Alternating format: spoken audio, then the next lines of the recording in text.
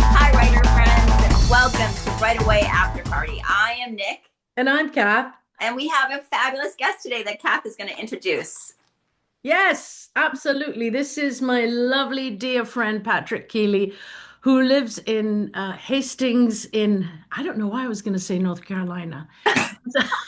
You're in North Carolina. Don't worry, one day I introduced myself as Nick. So you never know what's going to happen when We're too I'm on. professional here. Too professional. I'm terribly sorry. Listen. Here's why it's so exciting because Patrick not only lives in Hastings in England, but he has done so many things. He's an actor, he's a director, he's a producer, he's a drama lecturer, a workshop leader, a playwright, and most importantly, he's here because he's a writer and he's written this phenomenal book, Bug Oh, Bobby.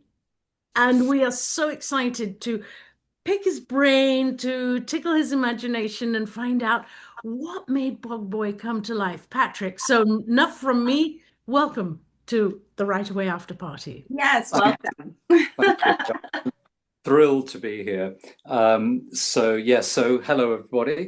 So I'm Patrick in Hastings. Yeah, I'm in the Hastings in England, not the Hastings. There are various other Hastings, so I can understand Kath's confusion. I mean, there are Hastings It's all around the world. West So Sussex, right? yeah, East actually, darling, East.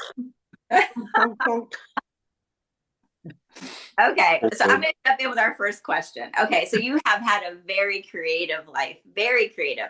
I have you studied in Cambridge, but at St. Catherine's. Yeah, So yeah, I feel like Cambridge, in my opinion, in my humble opinion, that it's like it has a reputation of just creating such amazing creatives. And I just can't imagine. I've never been to Cambridge myself. It's definitely on my bucket list.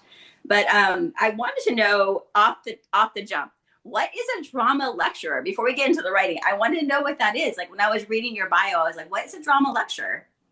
well, it depends on the actual post or the actual, you know, institution that you're working with. It might involve a combination of history of drama, a slightly less hands-on practical, slightly more academic view of theatre, the history of theatre, Oh, okay. and it might also include dramaturgy, which is, the job of taking projects and looking at them and exploring what do they need in terms of structure, what are the themes that are emerging, how do you focus a particular project so that what the writer or the director or the actors are looking to create is actually coming across on stage. Oh, okay. So it's like an examination into the drama piece that you're creating Yeah, with. Oh, okay. I was wondering what that was. I didn't know if it was had to do the writing or it had to do the actual plays or it has yeah, a little bit of both, I guess. So yeah. that's It's to do with both, and yeah, it's looking at it to begin with, at least from slightly from the more theoretical oh, side before you actually get into a rehearsal room. I love that. Okay, so I have another question for you. I love Jill's quote of stage to page. So you took your whole life, which is like kind of wrapped around the theater, it seemed like, and then you just went to become a writer. But it seemed like your journey began with writing because you were an English major. So take us through that whole like why all of a sudden a novelist? In a few words. Uh, Yeah, this is that's a 7 minute segment. So that's a great question because ultimately it's to do with prevarication. It's a double-edged sword going somewhere like Cambridge. I was a working class Irish boy who was kind of academically gifted, and because of that, I got offered, a place to go to Cambridge, which is a very big cultural, intellectual, social shock to the system if you haven't really, Mm. come from that kind of background. And I think there was a part of me that never quite felt good enough. And probably started out thinking I might be an academic. I have got a very academic streak. But I realized really quickly I didn't want to be an academic. I didn't want to be sequestered or cloistered away in a room somewhere, getting all fusty and fuddy-duddy. And that was my image of some of the lecturers and the academics I saw in Cambridge. I thought, I don't want to be one of those. And so I got into theatre, and I had a certain, I suppose, talent for acting. And so I found that in my 3 years at Cambridge, what I did mostly was act. And then I started directing as well. And part of me thinks I was sort of easing myself into working with words and working with writers. As a director, obviously you're working with a playwright's words, unless you're the kind of director who's devising your own work.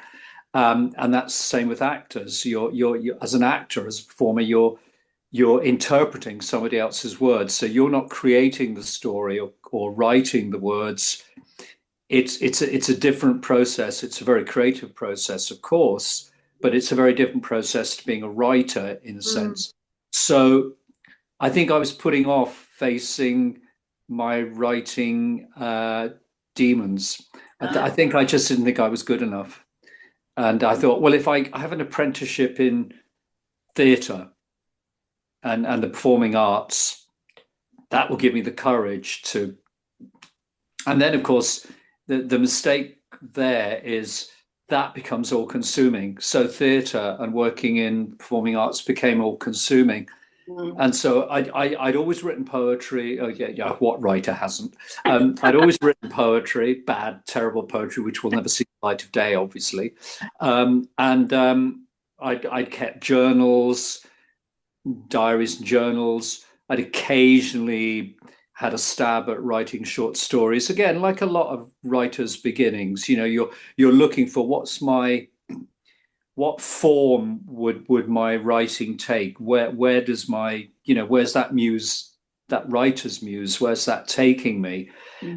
So over the years I did write, and every so often I would adapt novels, and I wrote a couple of shows, and about 10 years ago I wrote the book for a musical. So I was constantly edging myself, out into the creative writer's sphere, but still not having the actual courage to do it.